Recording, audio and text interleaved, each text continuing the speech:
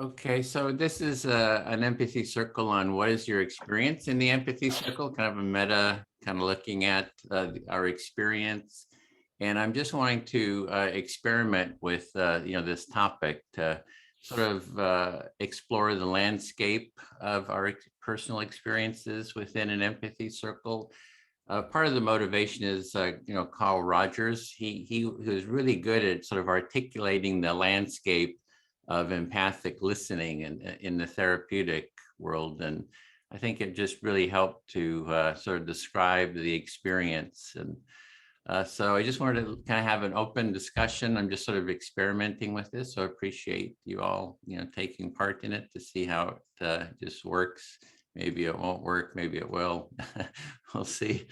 And so I thought we would do 8-minute turns. Just kind of open it up a little bit more, see how that works. And we have 2 hours. I hope everybody has that. So we'll just do a regular empathy circle on this topic and just see what sort of emerges. And so if there's any questions before we just jump right in, it's pretty straightforward. Okay, well, let's open it up. Anybody want to keep time? Anybody have a clock and 8 minutes? I have a time. Okay. So who would like to start? And the topic is, what is your experience in the empathy circle?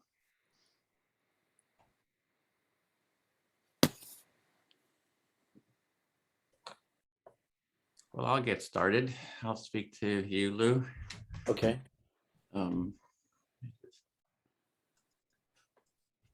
Yeah, so I'm really I'm always like have this meta, looking at things from sort of so from a meta view. And so I don't know why, but I just keep wanting to kind of explore the landscape better, more about of the empathy circle, what people's experience is. And I just find it's helpful to sort of, talk about it, sort of articulate it. And it's how it kind of helps get more clarity for me. So it sounds like you really enjoy kind of stepping back and taking a meta look at things, and examining them and examining how they work, and doing that in this kind of format as a discussion or an empathy circle. And it sounds like you're looking for just more clarity about Yeah.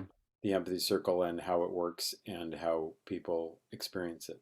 And it's also to make the case for the empathy circle, so I'm always, trying to promote the empathy circle and to be able to make the case for it. And I think it's also to lay out the landscape of it. There's sort of an experiential landscape of the empathy circle, and to be able to describe that. So I'm going to be taking notes, and we can also, record this and see if we have it transcribed, maybe use it in some way. So yeah, So I think you're saying that because you are promoting the empathy circle and trying to introduce people to it and get them to use it or be interested in learning about it, you think an element in there is being able to describe how it works and um, and the experience of it. You think being able to articulate that with some clarity would help people understand it and help people want to do it. yeah. And in terms of the experience of it, for me, it feels really good to be speaking. Everybody's paying attention. I don't have to compete, for attention, try to find sort of the point where to, like in a group, it's like speak into a point where to and just to have the full attention and not to have that competition. So I find it just very relaxing. Yeah, so your own experience of being in the circle, doing the circle, what you love is kind of that protected space of speaking, that you don't have to figure out how to get into the conversation or how to respond to a particular person. You just have like this open, protected space where you can freely express yourself, and that feels really good. Yeah, and then I'm also looking at my experience of, oh, what's coming up? like on one hand, I notice myself listening to you saying, oh, does Lou really get what it is that I'm saying? And the other hand, there's like, what's kind of coming up for me? What has sort of salience, in what's sort of bubbling up in my own sort of awareness and consciousness. So I am noticing those two qualities. And sometimes people, I've noticed that when they listen to others, that they don't know what to say. It's like they've been focusing so much on listening to someone else that they don't, it's like takes them a while to sort of tap into what's going on in me. Yeah, so I was hearing three things there. One is that um, you really enjoy being listened to, seeing that someone's paying attention to you, and then hearing said back what you have said, and noticing whether they're actually really getting you or not. And then the second is you really enjoy how that kind of freedom and protective space, it allows things to come up in you, and so you have things arising in you that you want to say. And then the third was uh, noticing that some people um, are focused so much on the listening that they actually don't know what they want to say because they have been focusing on what the other person is saying. Yeah, I think the reason I mentioned that was I'm trying to see, well, what's coming up for me, so here, there's one thing is, oh, everybody's kind of waiting, right, for some to say something. So I feel a little pressure to kind of come up with something. But yeah, I guess in the circle, you can also just say, okay, this is my 8 minutes. I can just be quiet and just don't have to say anything. So I think what I'm getting there is you're aware that some people feel pressured in a normal conversation to try to figure out what to say or to come up with something to say. And maybe you feel that as well. But in an empathy circle, that pressure really isn't there. The time is your time, and you could speak or you could not speak. It's really up to you. Yeah, I feel fully heard for thanks. Okay, great. I'll go to Shannon. Great. Yeah, so I think this is a really interesting topic. I also like reflecting on process. I'm a really process-oriented person. I love understanding how things work. And I do think that I have thought a lot actually about the way the empathy circle works and why does it work the way it does? Why does it create the effects that it does? Um, and I often say it's a very simple structure and it creates really significant effects, even though it's so simple. So you started out by saying that you appreciate this discussion as a kind of a process-oriented person yourself, and kind of as someone that's observed that the empathy circle, as kind of straightforward and simple as the instructions are, kind of produces really kind of profound effects. You didn't use that word, but that's what I gathered. Yeah, significant effects. Yeah, whether people experience that as profound or not, I think has to do with what's inside them. Um, so let's see, what do I want to say? I'll start with so my experience of the empathy circle is that it is really sweet to be listened to and to hear my words back, knowing that I've been heard. And it's also very sweet to watch people do that with each other. And I almost always find myself feeling very touched by witnessing people listening to each other carefully and reflecting and trying to understand each other. It's a very moving thing to watch. So you clarified that it's more that it's a significant, it has this, you've seen it have a significant effect, and what that specific one is kind of up to each one of us. But for you, it's been a very kind of sweet experience to both be a part of that active listening and speaking and to observe it in others. Yeah, it demonstrates a kind of care for each other and care to want to understand each other that I don't see, and I don't think most people experience in life much or in regular conversation. And so it's not uncommon to have people say after their first empathy circle experience, wow, I've never really been listened to like this. I realized I did not restart the clock. I'm the timer, and I did not restart the clock at the end, at the beginning of my turn. Okay, so I will. I think I've probably been talking for 2 minutes. All right, Great. sorry. Go ahead. So you were just further specifying that it's really about kind of seeing, having the experience of caring, because that's sort of a requirement as you see it, and kind of seeing that from others, and that perhaps it is so moving and touching, I think is the word you used, because it's not something you see routinely elsewhere. Yeah.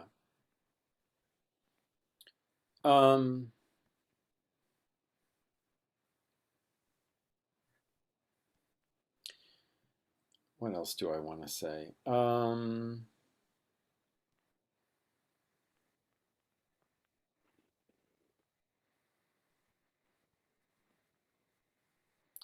Yeah, there's so many pieces of what makes the circle function the way it does, that I'm kind of trying to figure out where to start.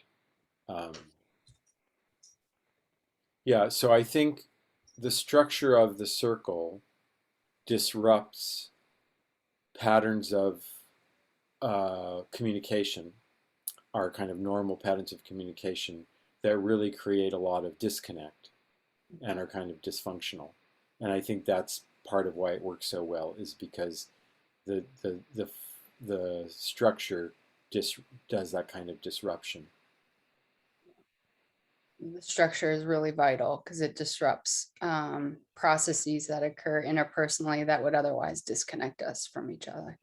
Yeah, and those habits are that we interrogate each other, or we argue with each other, or we try to convince each other, we try to teach each other, or coerce each other a lot of times in conversation, um, as opposed to just being with each other and hearing each other.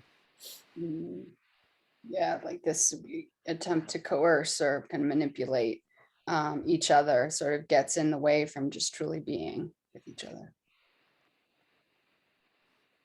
And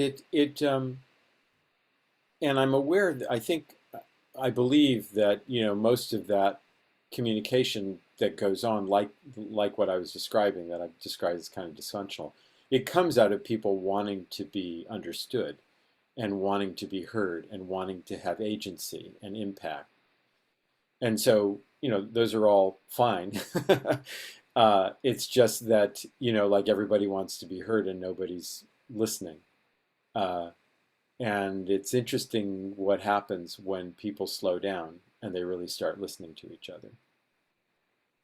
She's sort of saying like these attempts to coerce, or teach or, do all these things. It's just really people just wanting to be understood.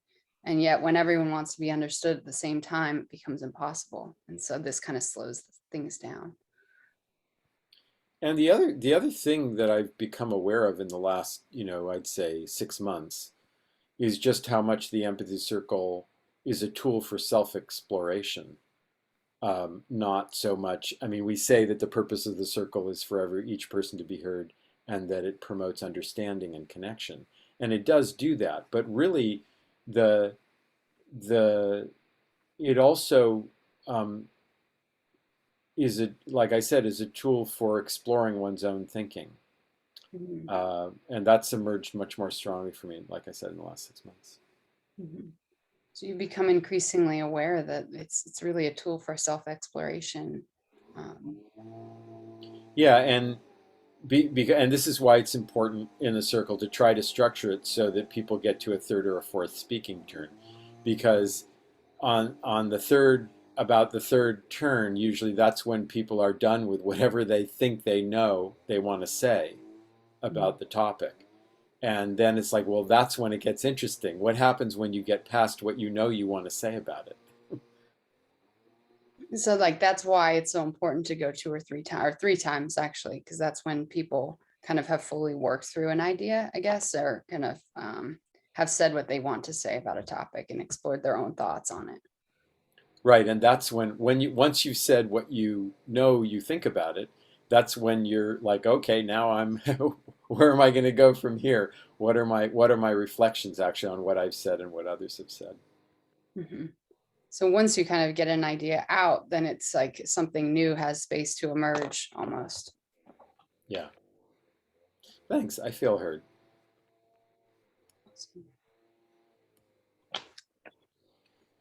All right, Selene, would you like to say? Hi. So I've been thinking a bit about this topic already of what makes empathy circles work, or and what is it? Why does it feel so satisfying to participate in it? Why does it feel like a paradigm shift?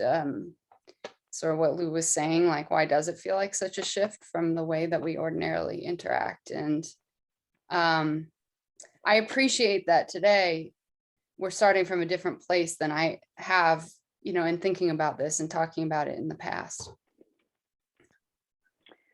So you've been thinking about the empathy circles for a while and why it feels satisfying and how it's a paradigm shift, a big shift from how we normally interact. And so you appreciate this opportunity to explore it together. Yeah, and it feels like we're really starting from a different place, and it's bringing other aspects of the circle to mind. This idea about Edwin and Lou have already spoke to about disrupting ordinary processes that unfold in groups of people is really compelling to me. Yeah. So you're really starting from a different place to look at these dynamics and how they are disruptive of ordinary processes is fascinating to you. Yeah, it's well, it makes me wonder, why is that? That left to our own devices, we engage in these processes that actually disconnect us and stop us from getting what we really need or could gain from being with people. Why? My mind kind of goes to, yeah, why is that? That seems maladaptive and counterintuitive and all of that.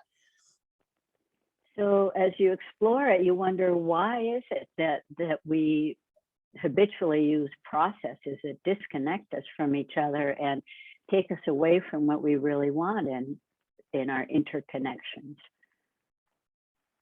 Yeah, exactly. And I almost don't want to follow that thinking down too far, because I think it brings me to a more cynical place. And I'd rather stay thinking about what the empathy circles add and what they do accomplish in a more positive way. So you almost don't want to go down that route of thinking about why people generally don't connect, because it takes you to something more cynical. You rather focus on what it is that works, that is shown in the empathy circle process. Mm-hmm.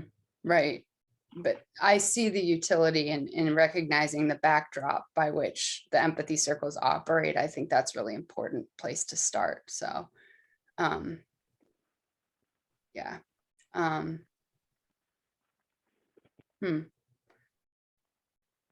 And yeah, I think when you ask people, can you talk about the person that was most impactful in your life, or can you talk about the people or the situation that's been most impactful to you?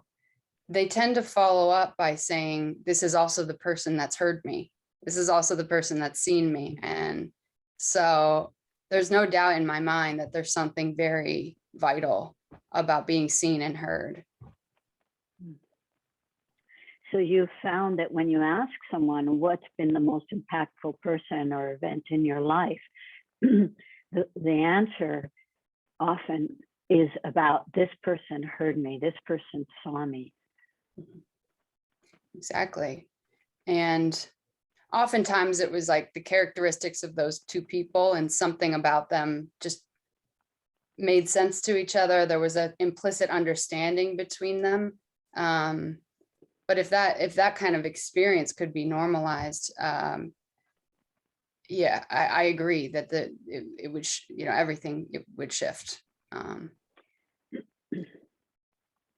So if you're thinking that if this became the implicit understanding between people, the norm that we accept that I am going to be seen, I am going to be understood, and I will be able to understand others in that same way, that there would be a big shift in relationships.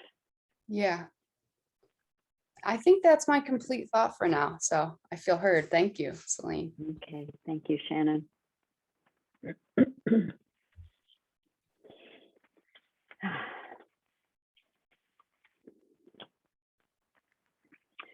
Well, I want to start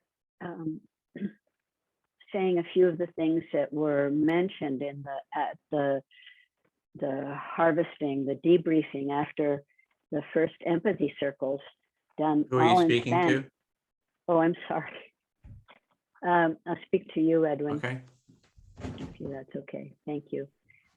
So I'm going back to the issue of the empathy circle with a whole new population of who had never encountered these circles, saying they were so affected by the care for the other, which goes along with some of what's been said today. And one person said you can translate it into love. I'll stop there. Okay, so in that new empathy circle you did, the Spanish one, that sounded like there was a debrief, and in the debrief, people were really taken with the sense of care that that was in the circle, and someone actually said, "Oh, it feels like love."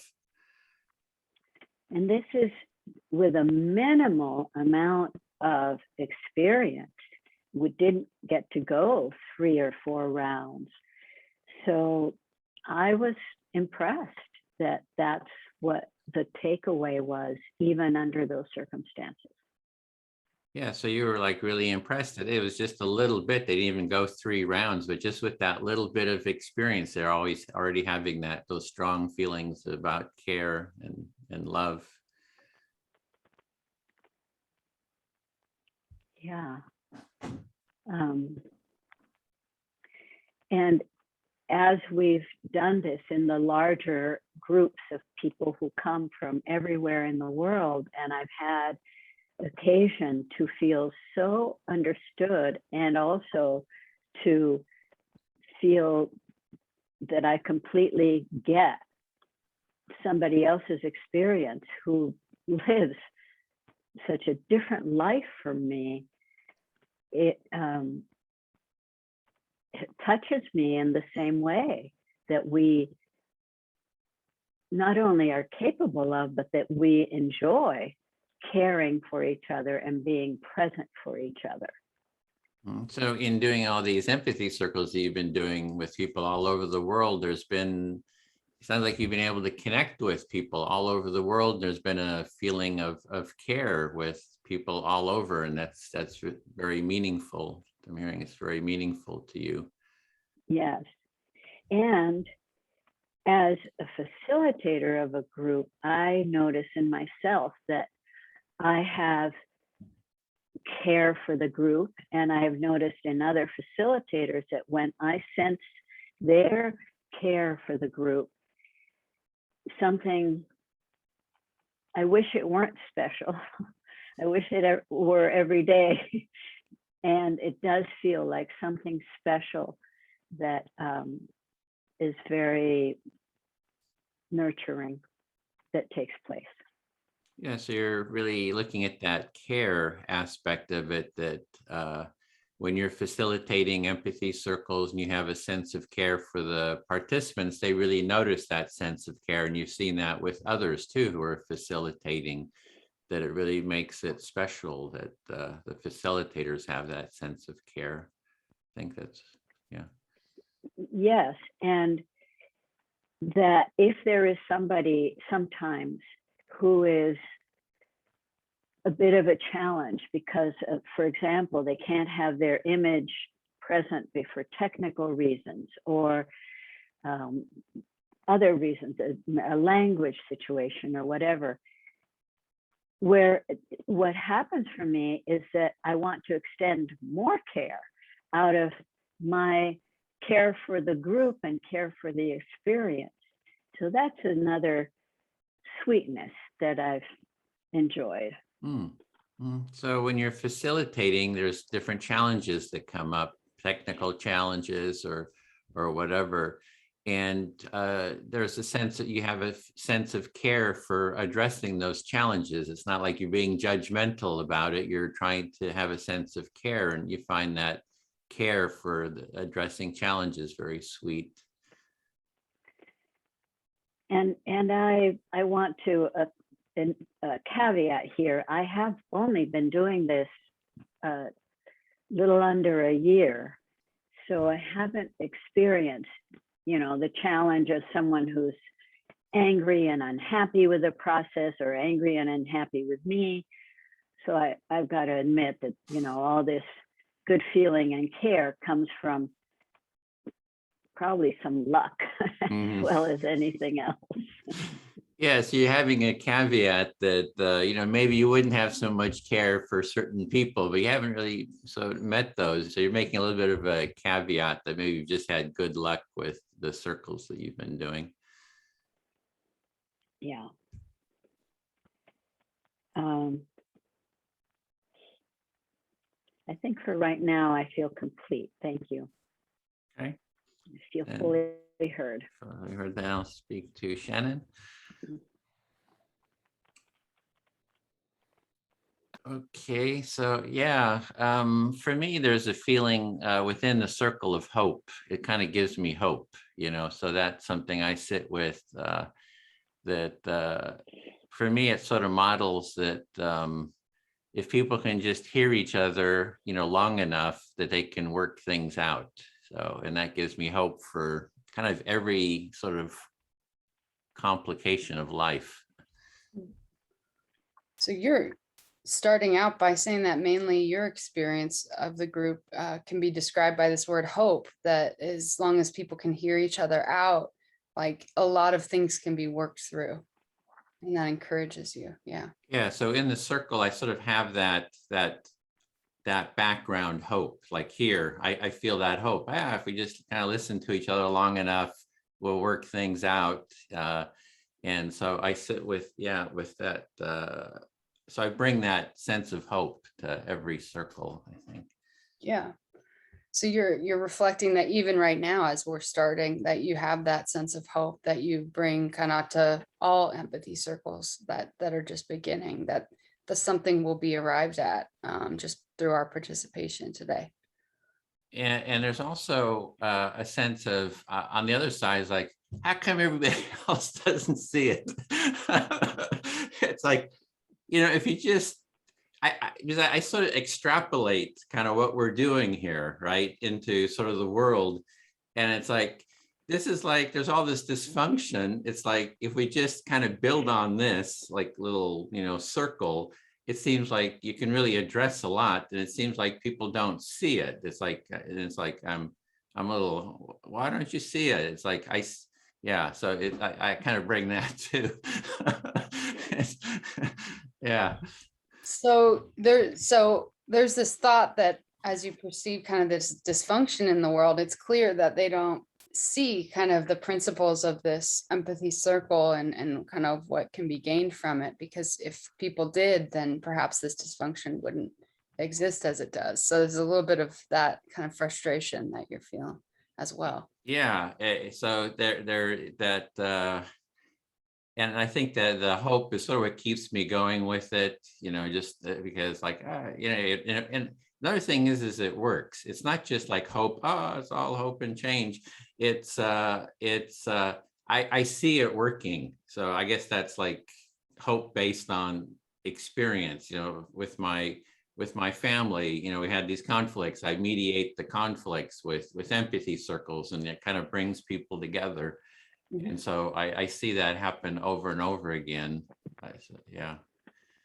So you're specifying it's not just hope, that you've actually seen that this works. And so kind of an internal knowing, it sounds like, that it works. Yeah. And then I also wonder, like with my family now, we have family members not talking to each other. And before they had an empathy, they'd been in conflict, had an empathy circle come together, and now they're not talking to each other. So I don't get why people, why don't they kind of stick with it? You know, it's like, you got to put the time in. You can't just like, you know, so I don't, there's so much I don't understand. Yeah. Like it seems that if someone has the tool, they should be able to apply it. But instead you find that even when they have the tool, sometimes they don't come back to it. And so you're seeing that happen with family members right now, not talking. Exactly. Yeah. So there's something, there's something about the experience, and there's something about extrapolating. I extrapolate the potential within this experience to see with the potential of it, but not everybody sees that. So I just curious, why don't they see it, or why don't they stick with it? Or it's just very, with the family, if I was there, if I was holding it, I was bringing everybody into the group, you know, into the circle on a regular basis. If I put in all this huge amount of energy, you know, it would kind of keep it going. But if I'm not there, it's like people, at least in my family, they're not like kind of sticking with it.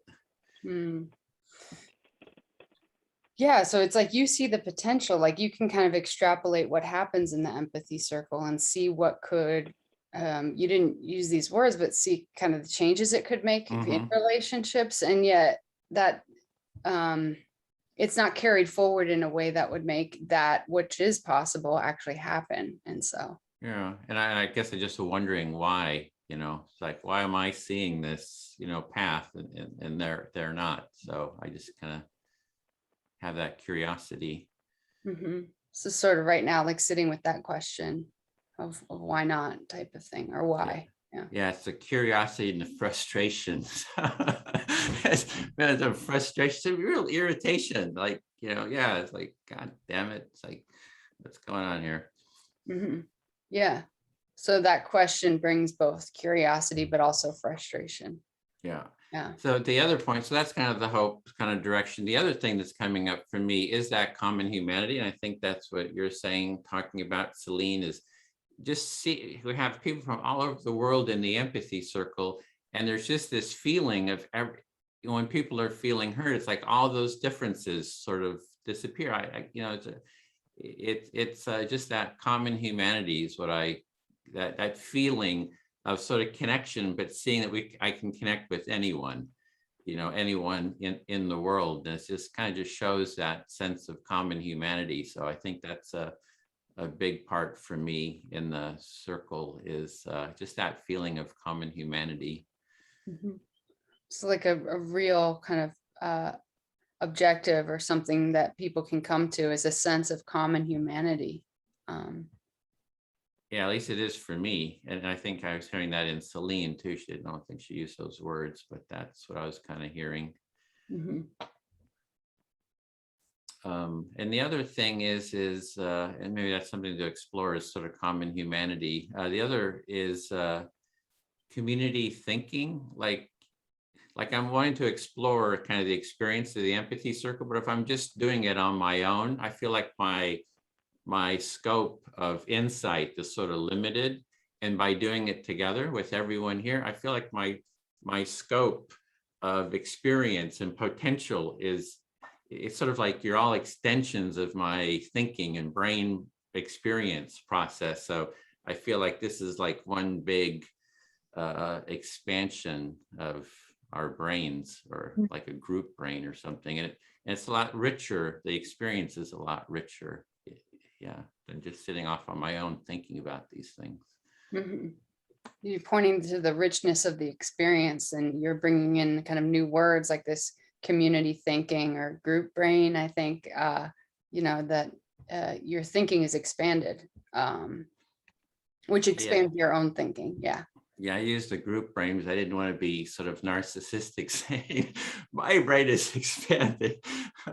As I could say, hey, this is my brain is expanding here, but it seemed kind of like a little bit self-centered. So I was kind of sort of playing with that. So you were wanting to specify group brain to kind of yeah, to sort of qualify kind of the feeling. Yeah, it's kind of a nuanced difference between how it expands your mind, but yet it's still like a group. Yeah. Yeah. Yeah. I feel fully heard. Those are the three things I had on my mind. Yeah. Lou, would you be my listener? Well, that was, I mean, I'm stuck on that joke. That was pretty funny. That I just heard from Edwin. Because I think there is a sense of that's a difficult one to kind of wrap one's mind around, that like the impact that the group has on your thinking. It can feel I don't know, difficult to distinguish between you know, what's solely my thought or thinking about empathy circles versus what have I heard and what am I combining from all the separate shares thus far.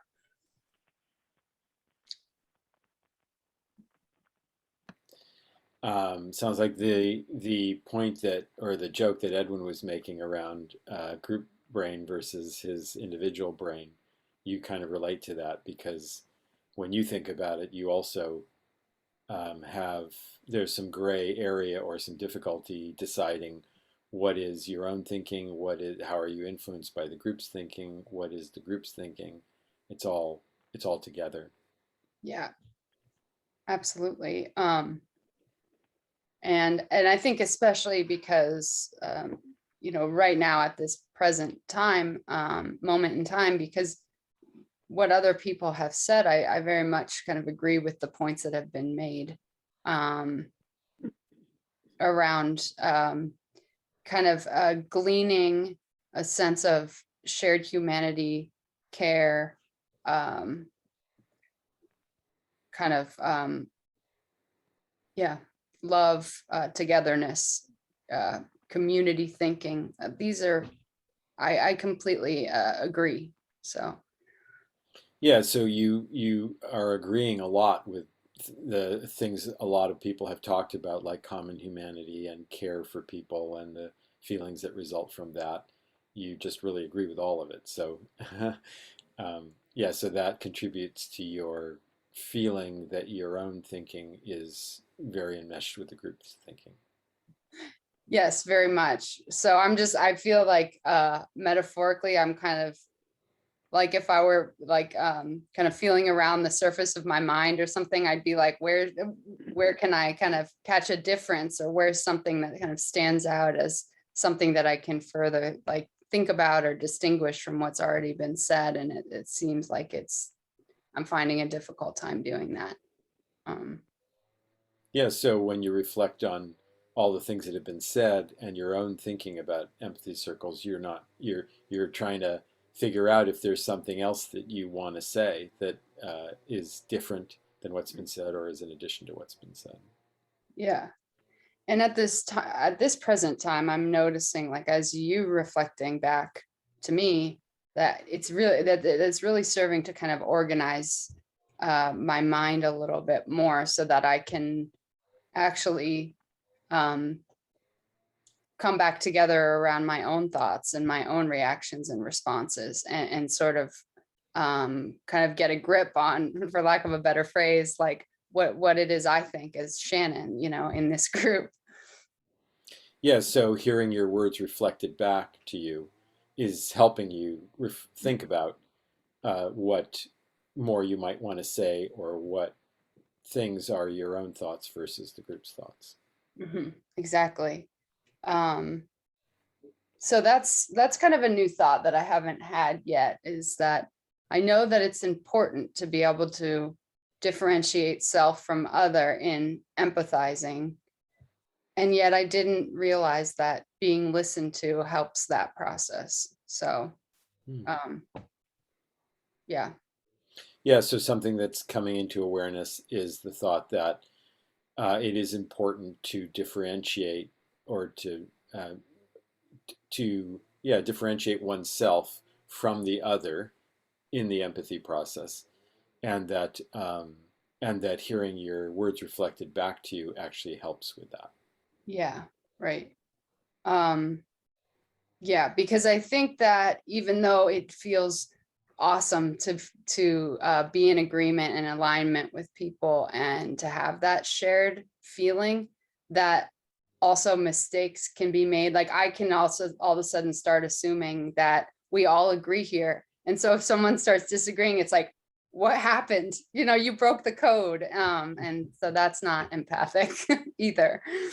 Um, Yeah, so one of the hazards of resonating a lot and feeling very connected with what's being said is the falling into the assumption that that means that we agree about everything, and then if somebody starts to express something that's really different, feeling like somehow a bond has been broken or some kind of agreement has been broken. yeah, I feel very heard. Thank you. I think that's complete thought for now. Okay. All right, I'll go to Selene. Okay. Well, I'm really enjoying this conversation. It's fun hearing what people say and noticing the things that I agree with and the things that I uh, feel differently about, or the things that come up in me that I also want to say in addition to the things that I agree with. So you're enjoying this conversation, and it's fun hearing different people's opinions and what you agree with, what you don't agree with, and you want to share more about where you're at. Yeah, and I'm realizing, hearing you reflect that back, that what's sweet about resonating and agreeing with what people said is it really contributes to me feeling a sense of belonging and a sense of connection and a sense of being understood and supported. I would say all of that, which feels good. And you notice that what's sweet about the resonating is that you experience a sense of belonging and a sense of connection. Yeah. And I think what I'll also say is that I do think one of the wonderful things about empathy circles, which is not maybe not experienced a lot in the ones that we do or have done a lot in the training, is how it can be a container for strong feelings and strong differences. And um, I think that's equally important, that it's a strong container for those things and not just a container for connection and resonance. And you're thinking about how it's not always experienced, and certainly in the trainings and so on, but that circles where there are strong disagreements and strong differences are valuable because they create a container in which these differences can be expressed. Yeah, and I think I really think that creating a culture of empathy means that we have empathy for people who actually think very differently or believe differently than I do, or who are angry, or who have angry feelings or upset feelings that they need to express, not just warm fuzzy feelings. And it's for you creating a culture of empathy includes having empathy, having circles with people who are angry, who are maybe not cooperating, who are not easy to listen to or be with. Yeah.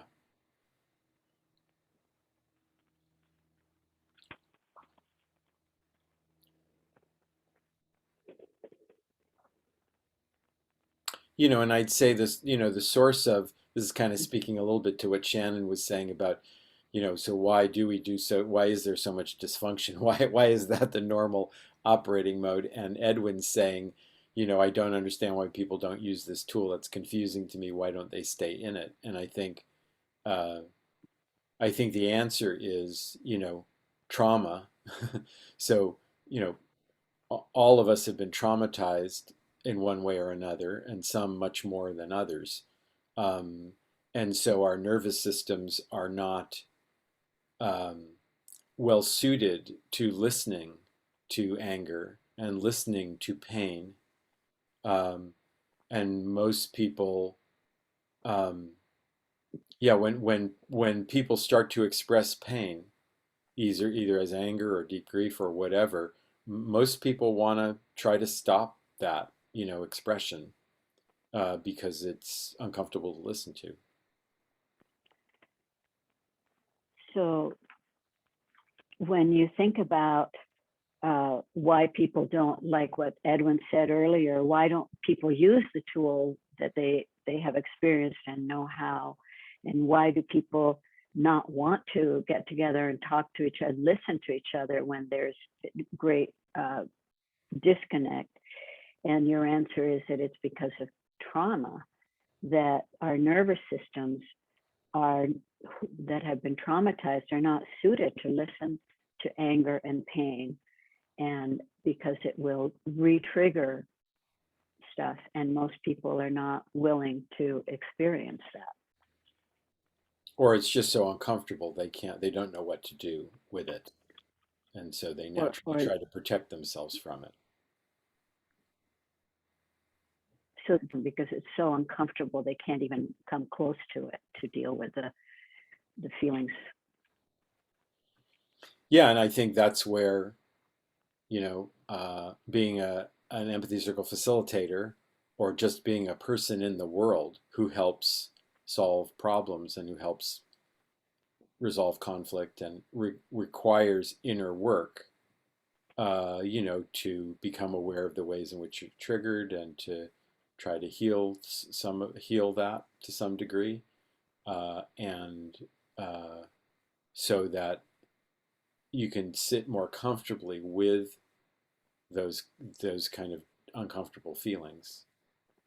And I think also if you've been through a process of healing some, then you're not so scared to witness it because you know that that's part of the process of healing it. So for someone who is an empathy circle facilitator, or who in other ways works with people who are in conflict, requires inner work. So for two reasons. One is their own system is better capable of being with others in conflict, and also has an understanding and personal experience of the possibility of healing those traumas. Right. And so then the expression, the anger or the crying or the whatever, is seen as moving along a process to healing instead of seeing it as harm happening. So then the expression of anger or grief is seen as moving forward on a process of healing, rather than some kind of collapse of order. Yeah.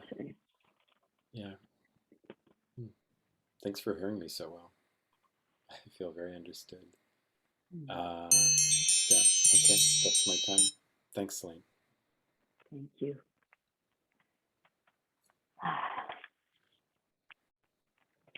So let's see, Shannon, would you listen to me, please? Happy to. Yeah.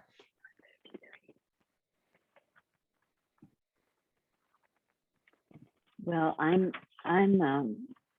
very emotionally affected by this conversation, and I could cry. I could cry for a bit here. And I'm not sure why. But one of the things that's coming up for me is that the gift of our presence has so much impact on other people. And at a time when the leadership in the world, so I'm using a pretty broad label there, but so much of it seems invested in separation, I'm going to say, to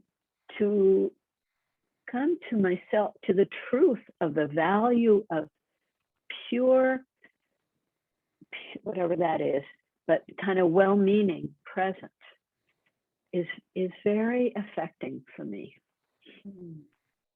I'll pause there. Sure. Yeah.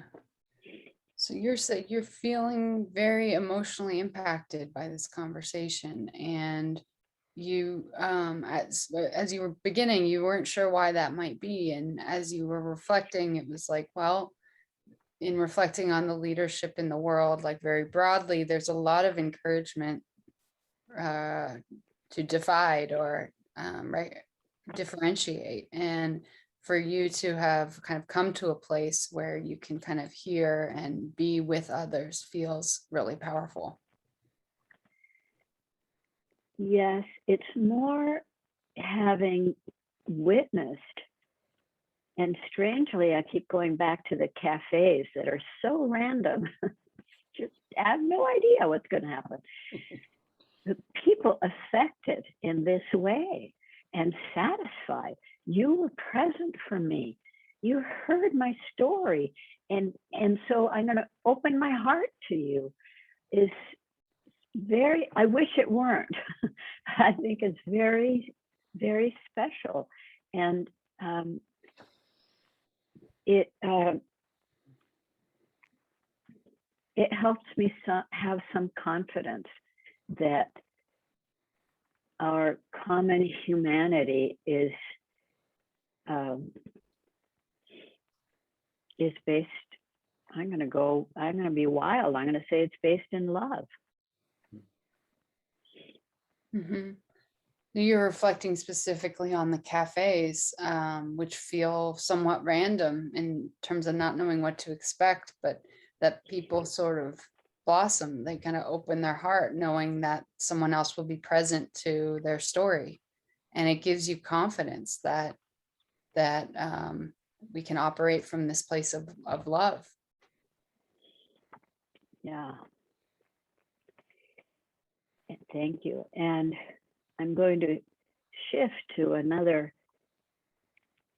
way of looking at this.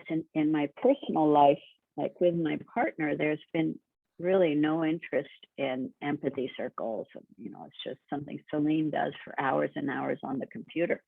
But not long ago, we were dealing with a conflict, and it like not knowing where to start and avoiding it as long as possible. And then at one point she said, well, what if you speak for 5 minutes and then I'll speak for 5 minutes? And I said, yes, I can do that.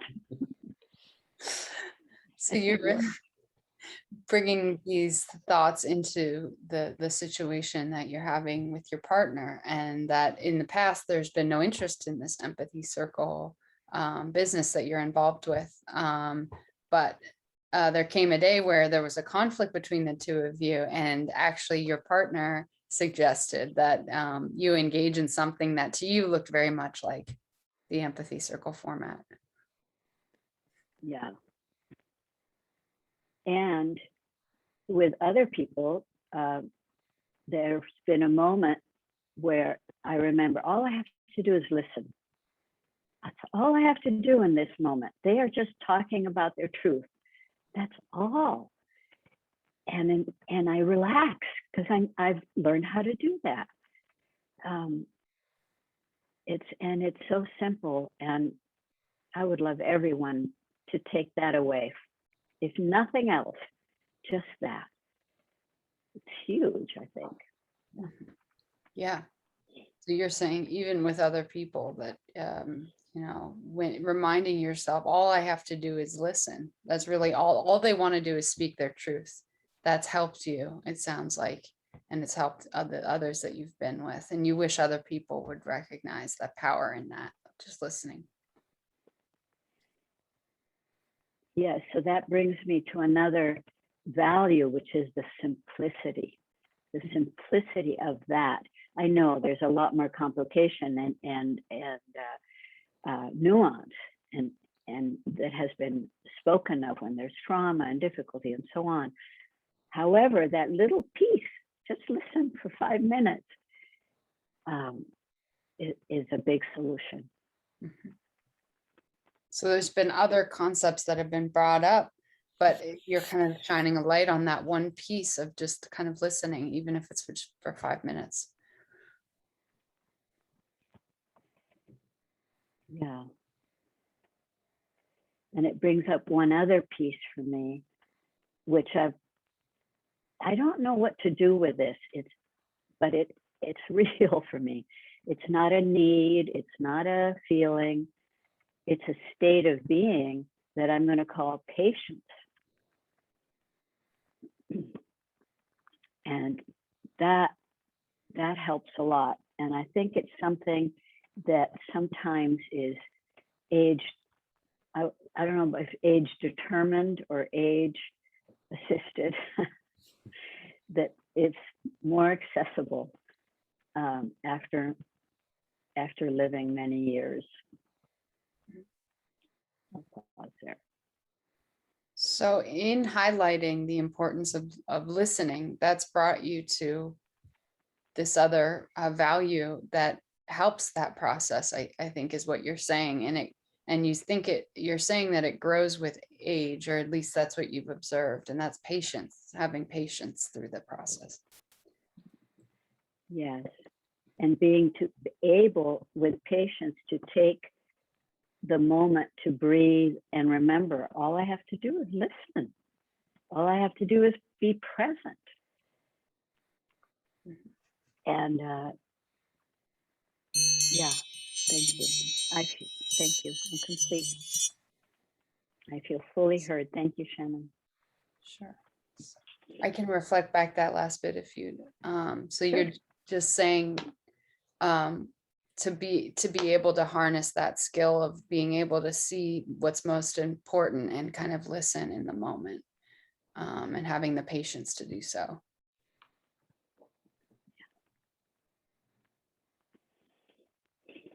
All right. Edwin, would you be my listener? Yeah, listening.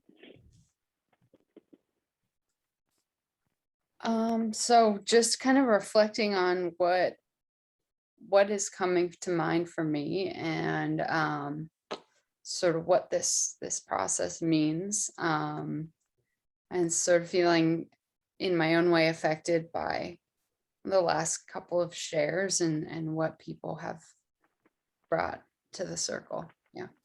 So you're just seeing what's coming up for you around this topic, and also how you've been affected by what others have shared. Mm-hmm. And yeah, I find myself wanting to kind of, due to seeing the value in what everyone has brought, the different things people have brought in, I find myself wanting to organize it in my mind, because it seems like everyone's speaking to a different part of, like whether it be capacities that are required to do this well, or whether people are speaking to the in the moment experience, or whether people are speaking to the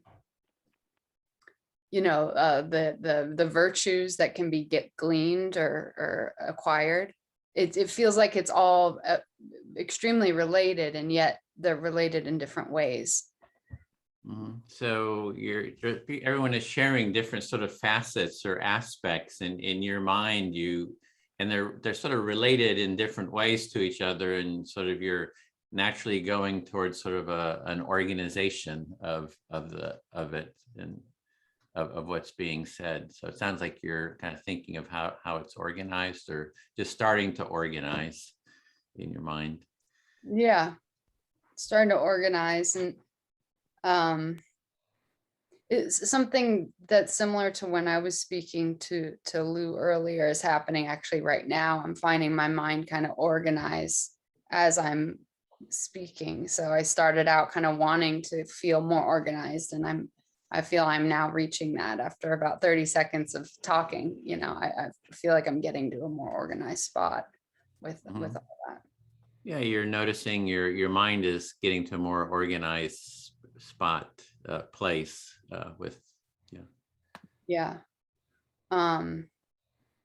You know, I'm quite I guess moved by other people's observations about the power that this format has to bring to the fore, or bring to the forefront.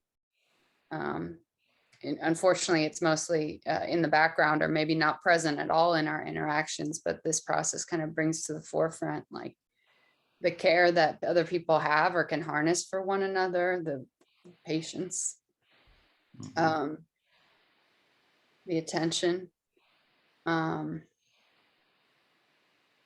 So that those ideas are kind of whirling around for me a little bit. Mhm. So you feel moved by that the process can bring forward this sense of care, uh, and presence, and you're just feeling moved by that. Mhm. The idea that people would even want or think as a goal to create space for dissenting opinions or trauma, or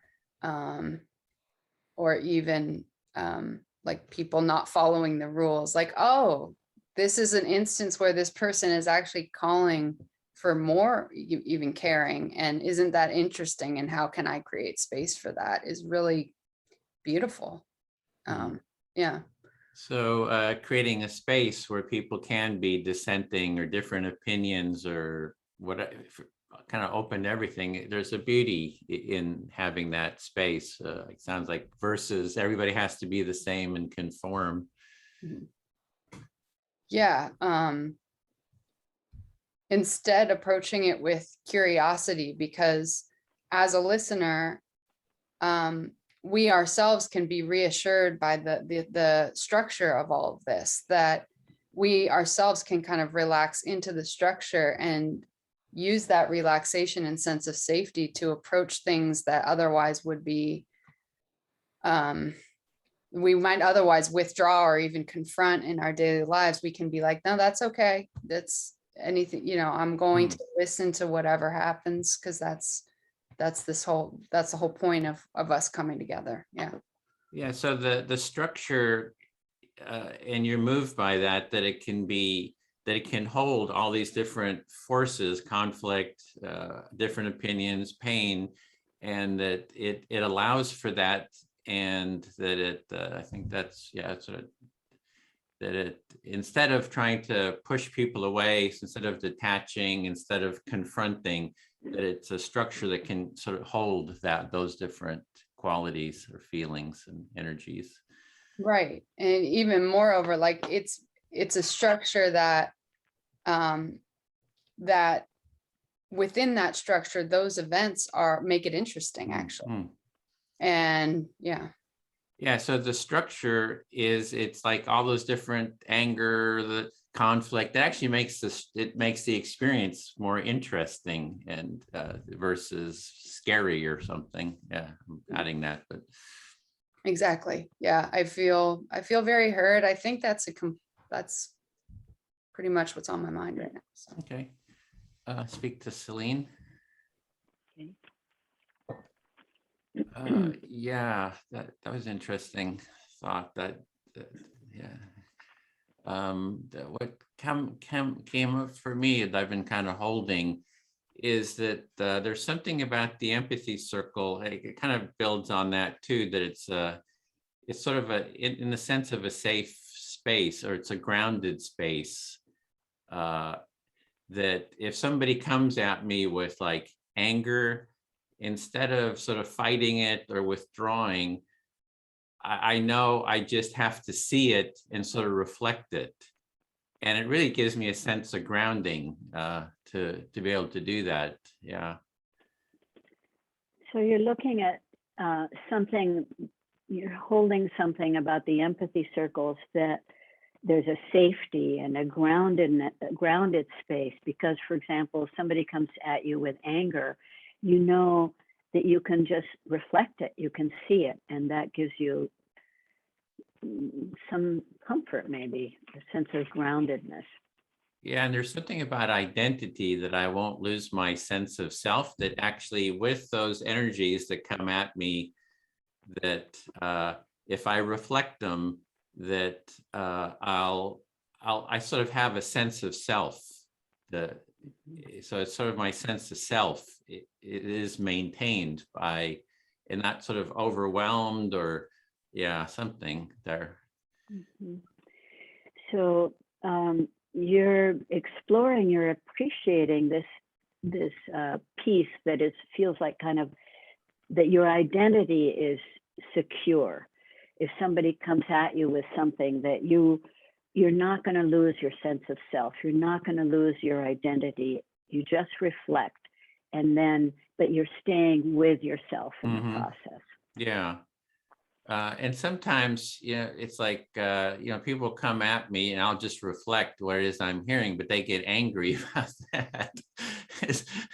I'm kind of like curious about that. It's like, it's nice in the empathy. Okay, here's the other thing about the empathy circle is the agreement that we're going to do mutual listening. There's something about the agreement that this is the structure that we've sort of agreed to, versus in the wild, let's say, is I'll reflect back and it's like people get really mad at me. Like, I don't know, they're wanting sympathy, or they're wanting me to feel intimidated, or they're wanting acquiescence, or they're wanting something.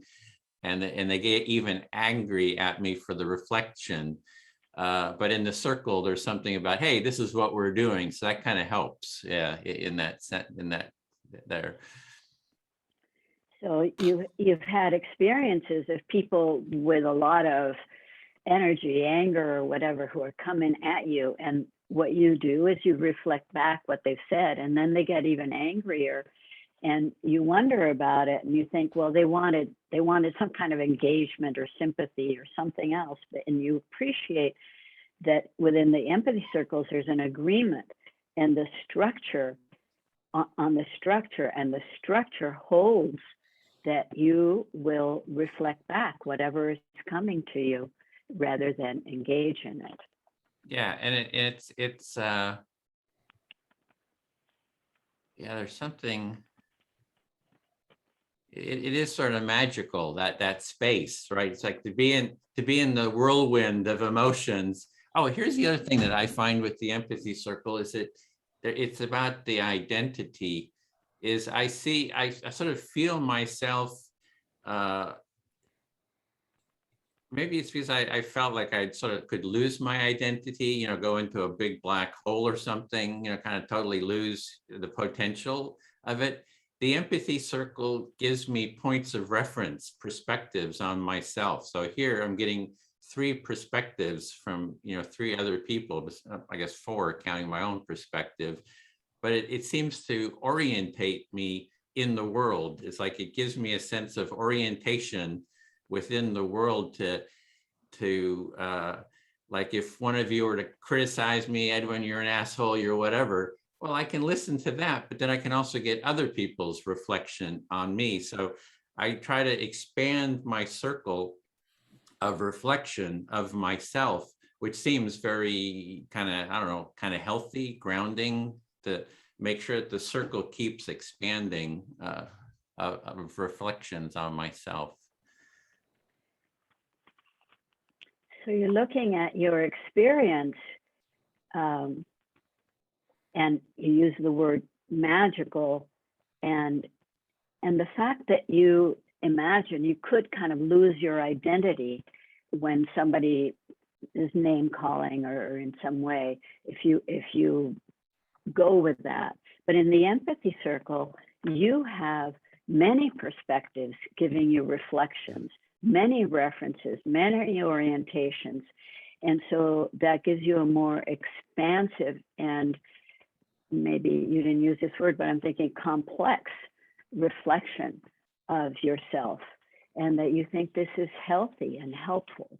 Yeah, I don't really lose myself. I kind of create more sense of self somehow. And also the negativity that gets thrown at me, let's say, you're an asshole or whatever. It's like, okay, well, that's kind of one perspective, but there's other people saying, hey, you're pretty good. There's this positive, or, I'm seeing you feel this. It's sort of like maybe in the hall of mirrors of, through this reflection, it somehow, I just find it sort of existentially sort of grounding.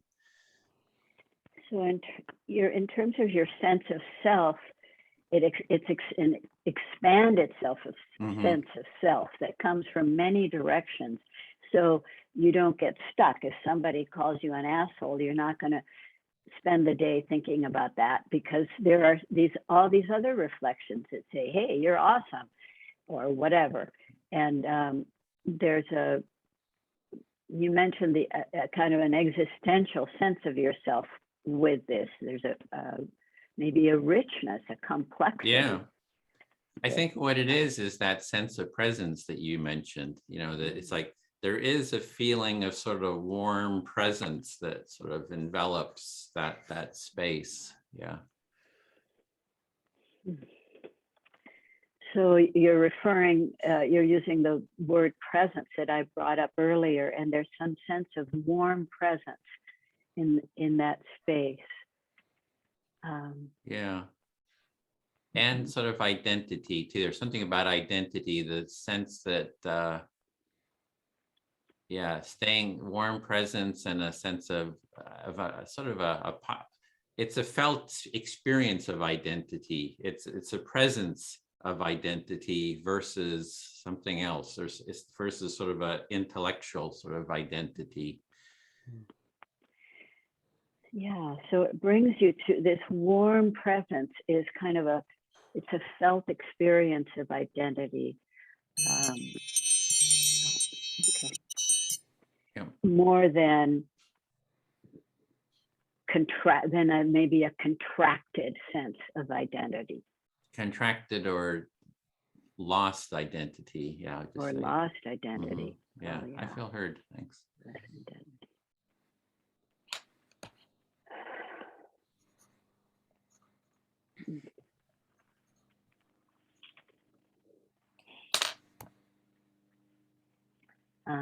So Lou, would you listen to me?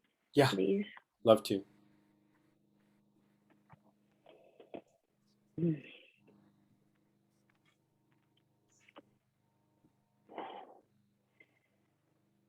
So what Edwin just mentioned about this sense of, what did he call it? It was, wow. Of presence, of identity within presence is very strong and positive and hopeful for me. I'll pause there. So what Edwin was just talking about having a sense of identity and feeling that strongly in it. Sorry, feeling that strongly in a sense of. Actually, I'm not sure that I get this or that I got it, but so what you said was that you feel very strongly about that your sense of presence or being present and your identity being affirmed by that, or experiencing your identity in doing that, and that love is part of it and connection is part of it. I forget the words that you used. So yeah, so my sense of myself as being this warm presence instead of this separate being who doesn't belong, which is what my early life was about, is inspiring and hopeful and reassuring for me. Yeah, so your sense of yourself as a warm presence that belongs is different than the sense of separate and isolated that you experienced in the early part of your life, that you are very moved and feel very strongly about that warm, connected, belonging presence that you feel that now, or that comes out of empathy circles, that is part of empathy circles. Yes. And I'm really appreciating hearing this from Edwin, because I've kind of remarked and marveled at the evenness that I see in Edwin's empathy responses to anybody, even people who I think are kind of coming in sideways, and I want to say, wait a minute, you can't say those things to him. And Edwin, just the same evenness reflecting back to everybody, is inspiring to me. Yeah, so a quality of Edwin's that you admire and respect is just his evenness, his emotional evenness, and his ability to stay in empathic presence even when someone's coming with something you described as sideways, like I'm guessing that means anger or different kinds of emotions or different things that they're saying that maybe are critical. That's something that is inspiring to you. Yeah. So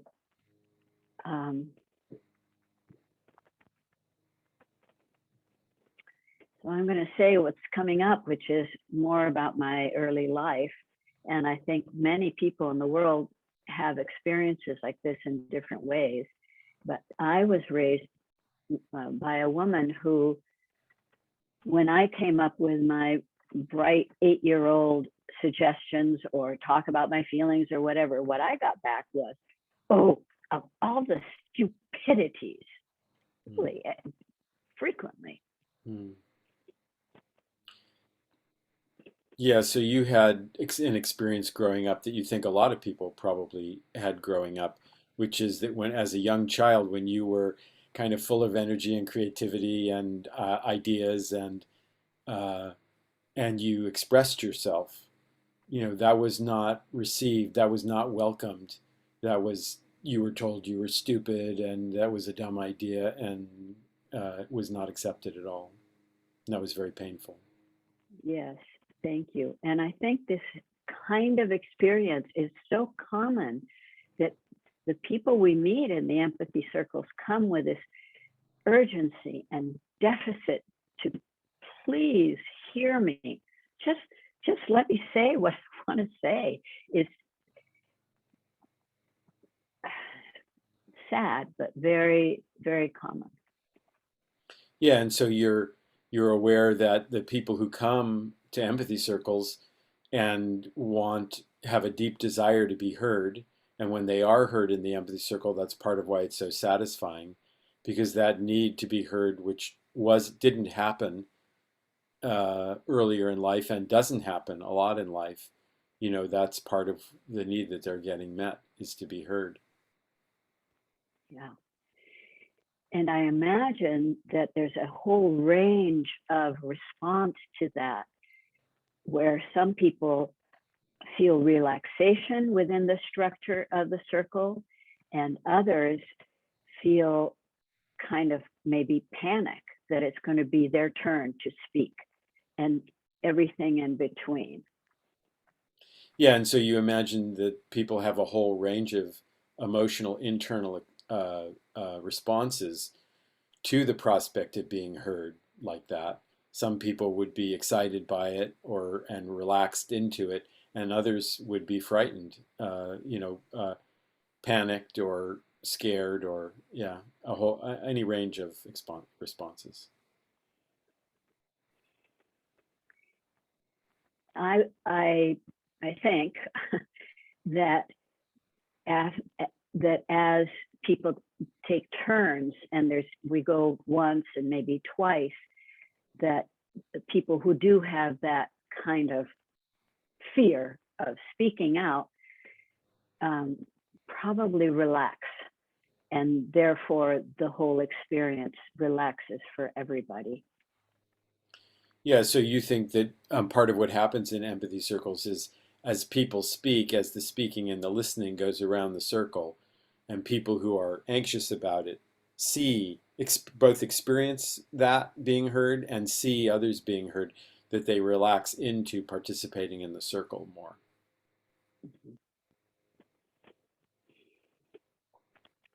Yeah. I feel complete for right now. I feel fully heard. Thank you, Lou. Yeah, thank you. Okay. So I'll speak to Edwin. Listening.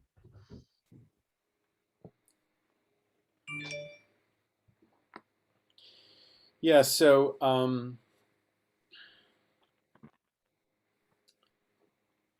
there's so much, so many different ways I could go with all the things that have been said.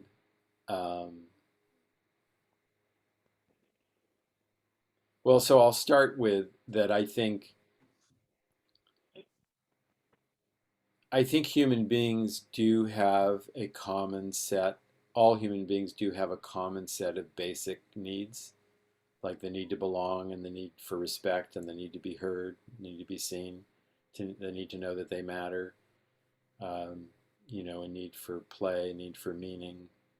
And I think, yeah, and I think the common humanity that comes out in empathy circles is a result of the truth. It's kind of a validation of the truth that all human beings, regardless of culture and ethnicity, we all, at the core, we have the same basic needs.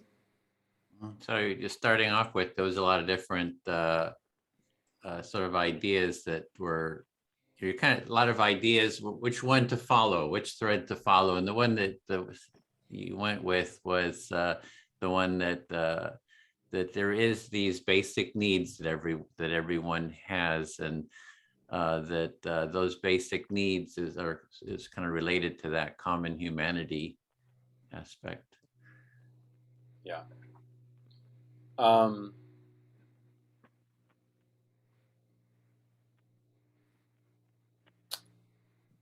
What else do I want to say?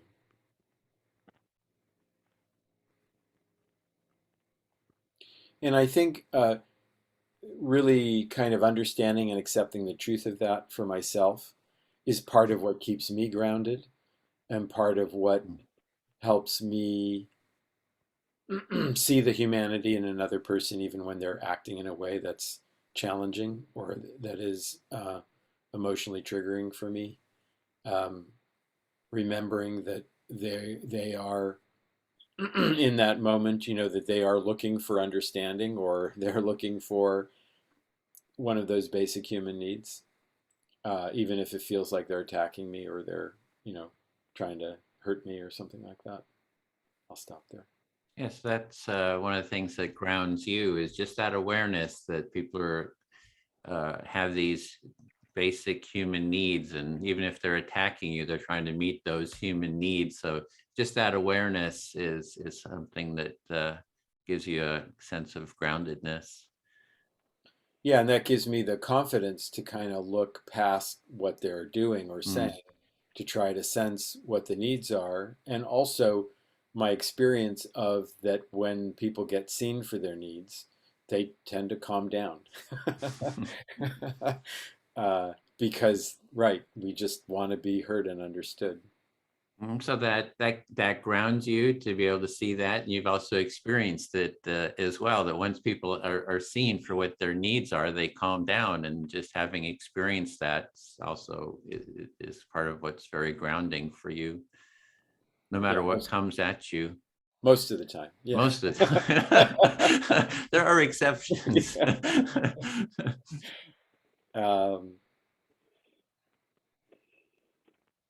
Yeah. So I guess I wrote down problem solving. So I do think I kind of want to go back to something that Edwin talked about, which is about conflict, and um, why people don't use the empathy circle for conflict more, keep that tool present and use it. And I do think that um, um, one of the challenges in life is that there is conflict.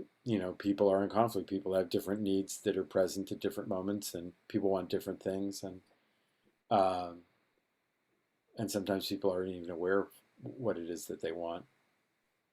And the empathy circle by itself, just listening to each other, which is trying to understand each other, and people trying to understand themselves, that doesn't necessarily produce resolution to conflicts. I'll stop there.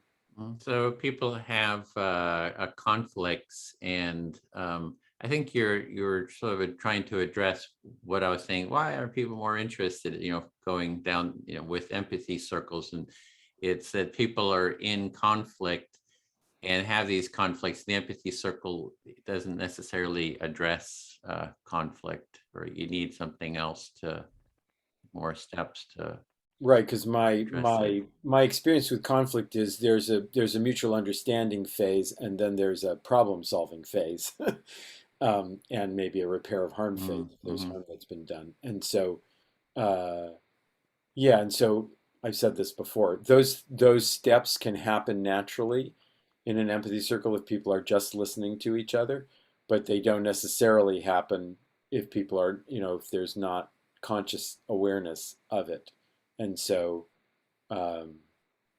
yeah, they're just need. So if the purpose is resolving a conflict or resolving differences, like with political leaders, there does have to be after a mutual understanding phase, there has to be some kind of problem solving phase or harm repair phase if that's part of what's happened. So in the empathy circles doesn't have that harm repair or kind of what next step process. So that's something that's it's for the mutual understanding, but doesn't have that. Yeah, how do we go take this next steps together? That might happen in the circle, but it doesn't have like an explicit step to it. Right.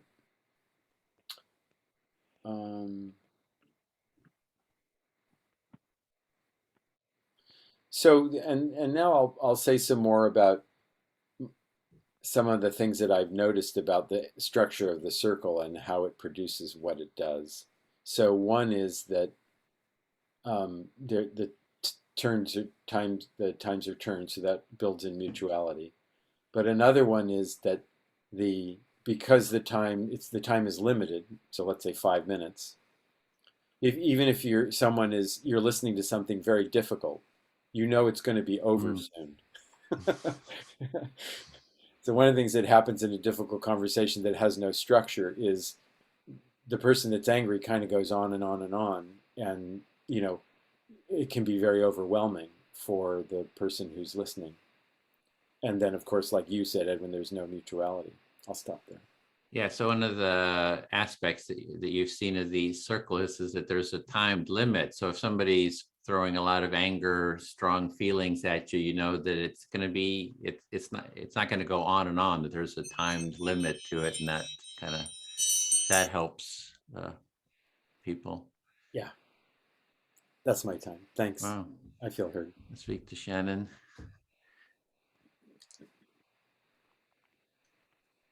Yeah, I'm surprised at how fast the time went with Lou's sharing. It's like, I think you need another 4 or 5 minutes to really flesh that out. So maybe we'll try sometime, just no limits, see what happens there. So you just start by reflecting that it seemed like Lou was kind of just getting to something and could have benefited from a little more time. Yeah, the part though is this still has a lot of salience to me is this, we talked about pain before, that I think that within the empathy circle, there's a lot of warmth comes up, oh, I'm being heard, I'm being connected. But I think that underneath there's a lot of these other feelings that maybe it's just me, pain, sort of a deep internal sense of pain that when you start sharing like this, that these feelings start bubbling up. And I'm suspecting that people don't want to kind of deal with that. It's like they're so used to suppressing pains and fears and kind of these emotions that it's like, oh, let's go do something else. Let's go watch TV or something. Yeah. Yeah, that even though there's this warmth and these good feelings to be gained from participating in this process, that there is also pain. And yeah, and people often want to turn away from that though. Yeah, that's what I think. I've noticed it in myself too, that sort of a wanting to detach from, very kind of addresses their own approach, I guess, but sort of a withdrawal. Yeah. So Yeah. as a general personality, sort of a trait, I guess. Uh-huh. You've noticed this also in yourself, like although most people avoid pain, you've noticed that in yourself too, that there's a kind of a withdrawal from that pain. Yeah. And yeah, I had done a family empathy circle. We went for like 4.5 hours, just talking about childhood memories. And it was into like the second hour. After the second hour, it was like I could start feeling the energy of the room.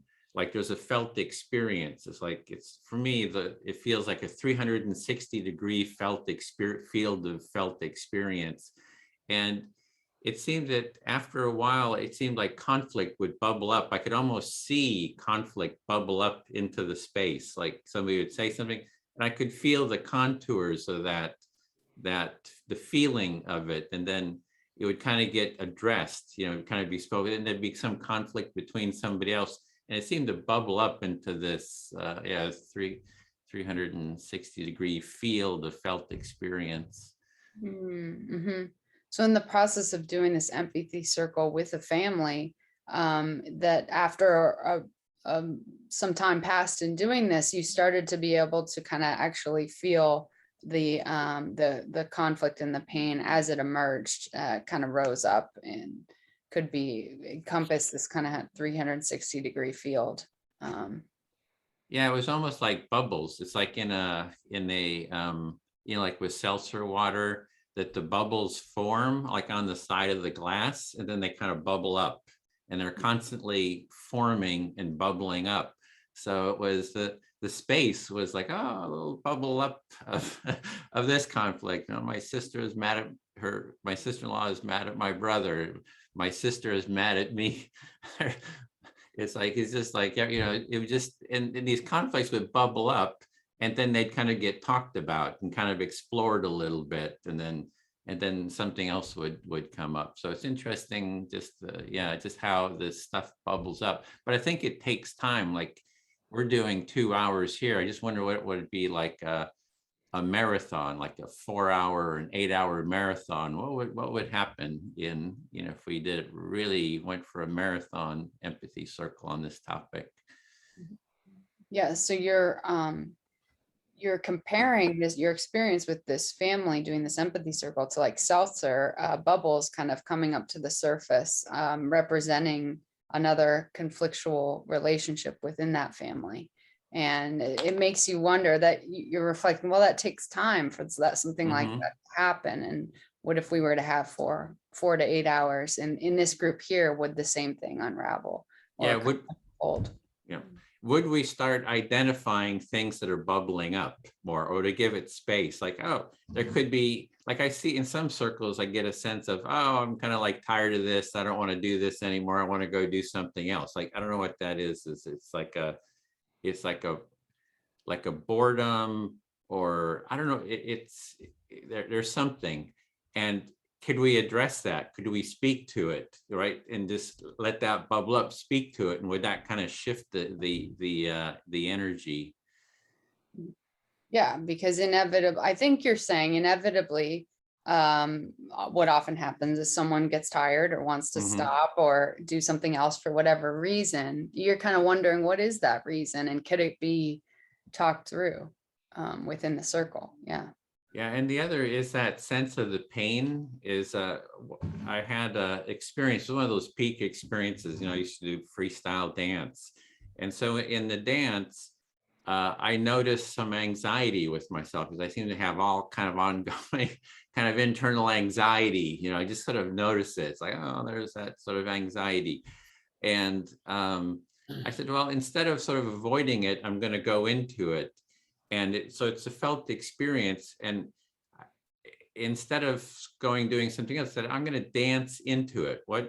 I want to take that fear or the anxiety, and I want to just as a photograph. If you take a photograph that has pixels made out of pixels, you can zoom into the individual pixels so you see the space, around the pixels of a printed. And I want to zoom into it to feel into, expand the anxiety that I was feeling. So yeah. Mm-hmm. So you're comparing this to a peak experience you had in dancing, and you noticed something familiar come up for you, which was this anxiety. And instead of avoiding it or turning away, you decided, I'm going to go in and to it. And you compared going in to kind of zooming into a pixelated photo so that there's space between the pixels. Yeah, I wanted to film my awareness so I could get as close to it as possible. And as I did it, it's like I could start feeling it. It filled my awareness, and it started turning into metaphors. Like, oh, it feels like thousands of little knives, cutting, slicing into my being, into my heart, into my body. And I kept going into it, and then it just like disappeared. It was it's like I passed through it, and it had just sort of transformed and just disappeared. So you're recalling that experience, and that when you started to zoom out, kind of reflecting on that feeling and realizing what the felt experience was and sort of moving through it, like passing through it. Yeah, I'm just getting started, but my time is up. I feel fully heard. I'll come back to it. Okay. Selene, would you be my listener? Yes.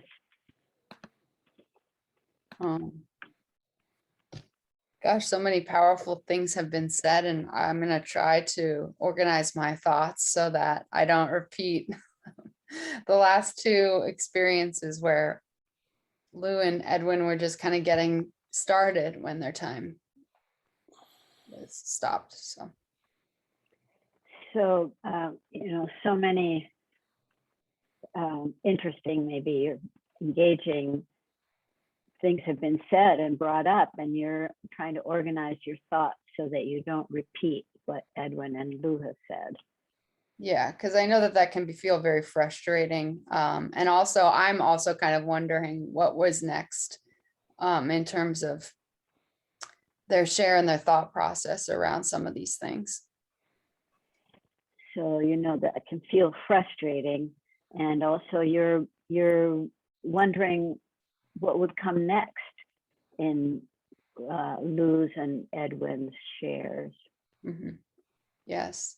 And I'm sort of, I'm struck by this whole idea of working through conflict by way of like going in and dissipating rather than, and I don't know if that stands in contrast to what Lou was talking about with having a addressing any painful feelings that emerged in a different section that was split off from an empathy circle, or even if that's what Lou was getting to.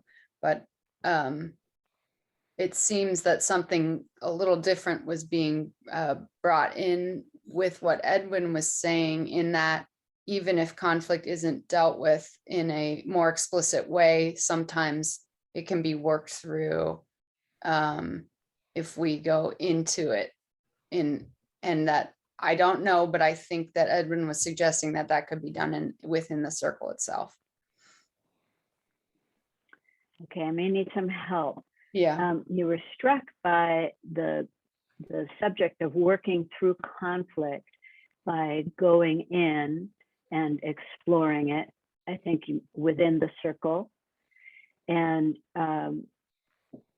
then you're also thinking about, if the conflict is not dealt with explicitly, that its presence maybe manifests in some ways. Please correct me. Yeah. Yeah, thank you. That was pretty much it. The only thing I would add is I'm not sure, but I wonder if these things are mutually exclusive. Is that, does conflict either need to be dealt with explicitly, consciously, and directly, or can it be implicitly felt and worked through like a mushroom cloud? I keep imagining, or, seltzer bubble, that people, just by seeing it, people somehow work through it.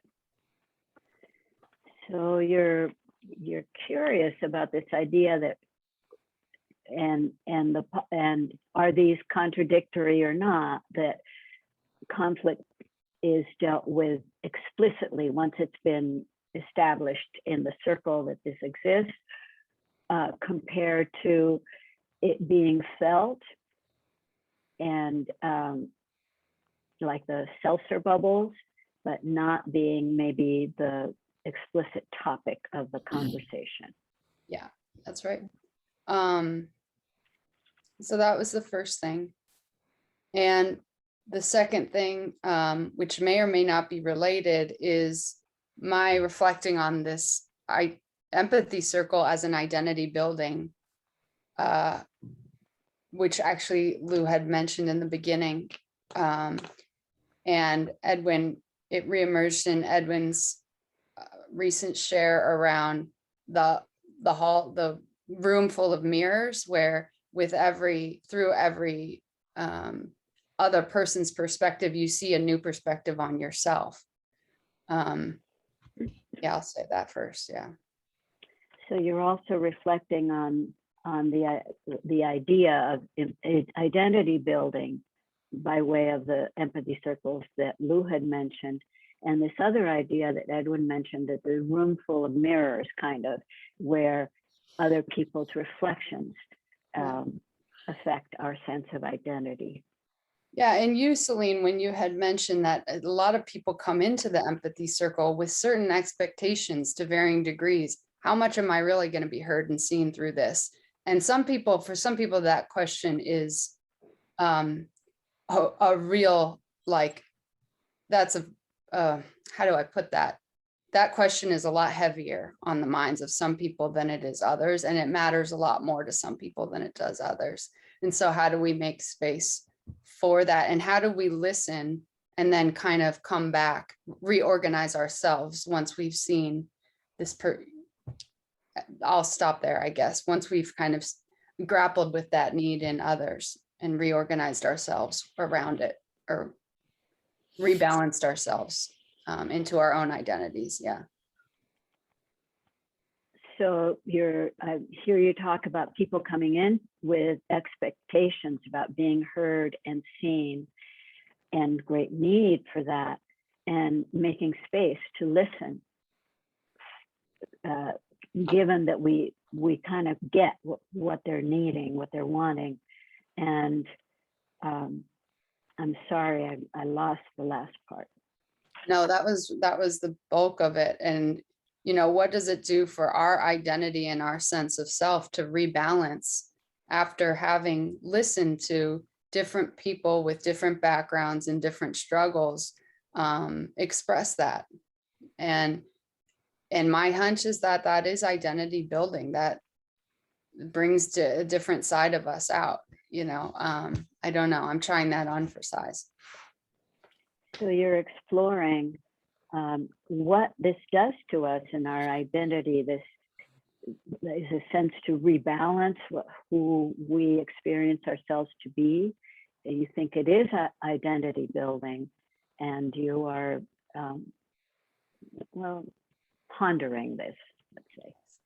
Yeah, because I think that just like, I think that's also a universal experience. That's the darkness that I think we all share, is times of not feeling that, and you know, is kind of wanting that, you know.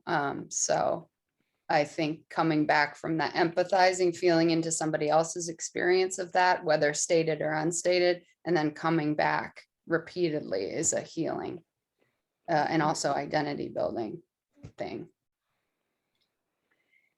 So you think that it's a universal experience. You said the word darkness, is wanting that identity and that reflection of our identity. And you think that people, maybe especially through this process, come back to a sense of who I am that is now infused with listening to other people go through this process. I feel very heard. Thank you, Selene. Okay, thank you. Shall we do one more, Selene? You can finish and then we'll close. Okay. Or maybe a quick debrief after that.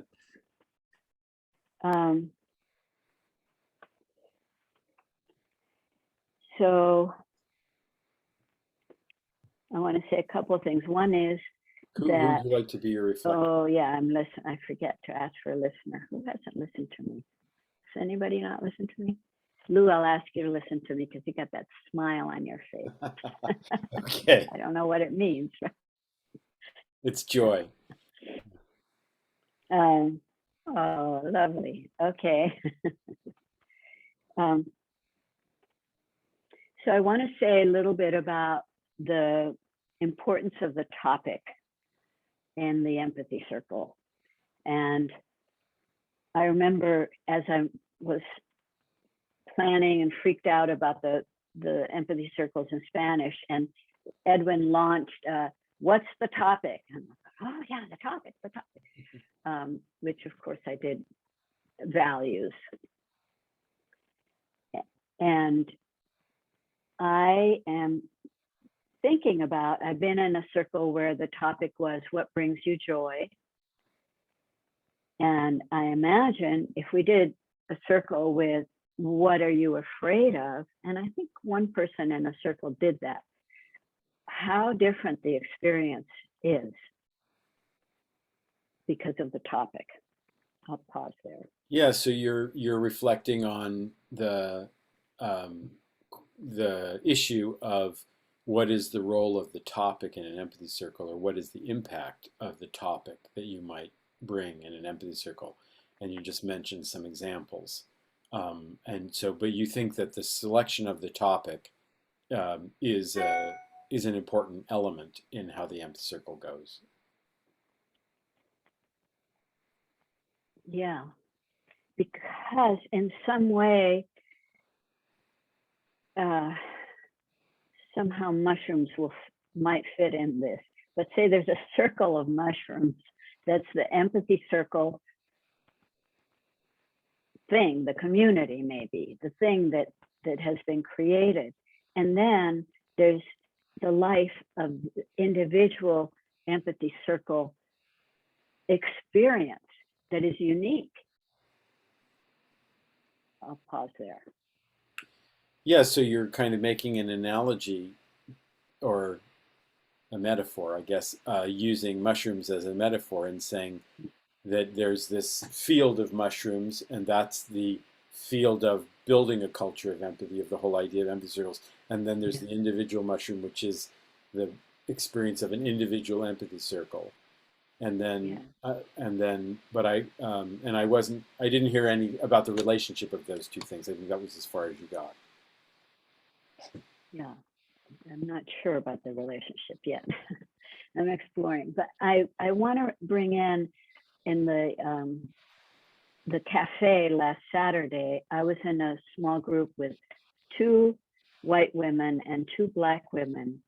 And one of the Black women shared an experience she'd had that morning that was so impactful that we had, honestly, I looked, this is the truth, 5 minutes of silence together.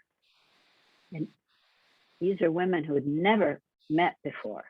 And it was so powerful. It was so deep, the understanding of that woman's experience and the respect for it. It was powerful. Yeah, so you're recalling an empathy circle that happened in the cafe last week, and that you were in a breakout with 3 other women, 1 other white woman and 2 Black women, and one of the women shared an experience that was extremely powerful, and the group sat in silence for 5 minutes as a result of this sharing, and you just were very moved by that. It was a very powerful moment for you. Yes, and I have quite a bit of contact with BIPOC people, and I believe that for that, it was the Black woman who had spoken, that to have a kind of transracial empathy in that moment. Her story had to do with herself as a Black woman in this context, but we all so got it that, I don't know, I feel hopeful about the possibilities of humans understanding each other. Yeah, so one of the things that was so powerful about this moment was that it was a Black woman talking about her experience of being a Black woman, and 2 white women there listening to it and learning from it, and also being present and showing respect for it. And it sounds like that what really it brought up in you so strongly the possibility of empathy circles being a context for having that kind of interracial exchange and understanding, and that just moves you and gives you a lot of hope. Is that right? Yeah. Yes. And that the topic, and in this case, the story, can, I'm going to use the word, drive the experience of the circle in a way that is special. Yeah, so the topic, you're bringing the issue of the topic back in. You're saying that you think the topic played a role in creating the circumstance where this kind of sharing happened.